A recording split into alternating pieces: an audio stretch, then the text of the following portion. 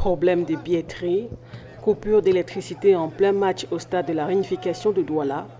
Il n'en fallait pas plus pour que la collaboration entre la FECAFOOT, organisatrice du championnat national de football d'élite, à travers le Conseil transitoire de football professionnel CTFP et l'Office national des infrastructures et équipements sportifs ONIES, suscite une vive interrogation. Pour sa part, le CTFP dit avoir pris les dispositions nécessaires auprès de l'ONIES. Problème de stade, des infrastructures. Vous savez que les infrastructures, ce n'est pas l'affaire de la Fédération camerounaise de football. Pour le moment, c'est l'ONIES qui gère toutes les infrastructures. Donc, de concert avec eux, nous avons commencé à organiser des réunions. Nous avons eu des réunions de concertation. Il a été arrêté un certain nombre de choses, notamment la transmission des calendriers, la transmission des chronogrammes, la transmission des programmes. Ce que nous avons respecté à notre avis. Et en réponse, l'ONIES nous avait dit qu'il nous accordait tous les stades, à l'exception du stade de Bonamoussadi et du stade annexe Omnisport numéro 1. Tous les stades devaient être utilisés. Mais dès la troisième journée de championnat, l'ONIES commence à délocaliser les matchs à la surprise du CTFP.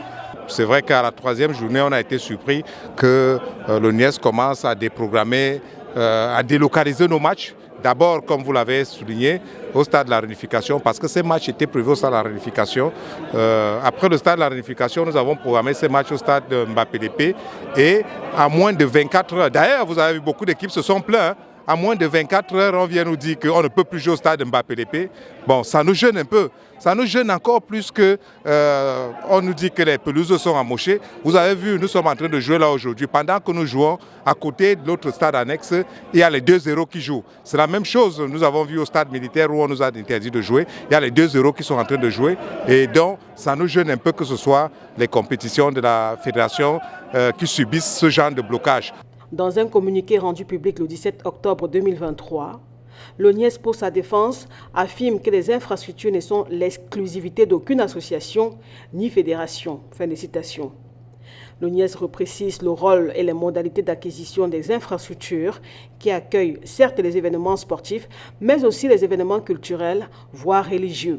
Donc on est là pour qu'on sache comment on utilise les infrastructures, pour qu'on sache comment on les maintient, pour qu'on sache comment éventuellement on les rénove quand il y a quelque chose et comment on les sécurise. Il faut faire la demande 15 jours au moins avant les événements nationaux et 1 mois au moins pour les événements internationaux, contribuer à leur charge d'entretien, d'exploitation et de maintenance, indique l'ONIES. L'Office comprend que des changements puissent poser quelques problèmes à certains esprits réfractaires, souligne-t-il dans son communiqué. En conclusion, l'ONIES appelle ses différents partenaires à une meilleure collaboration dans l'intérêt supérieur du sport.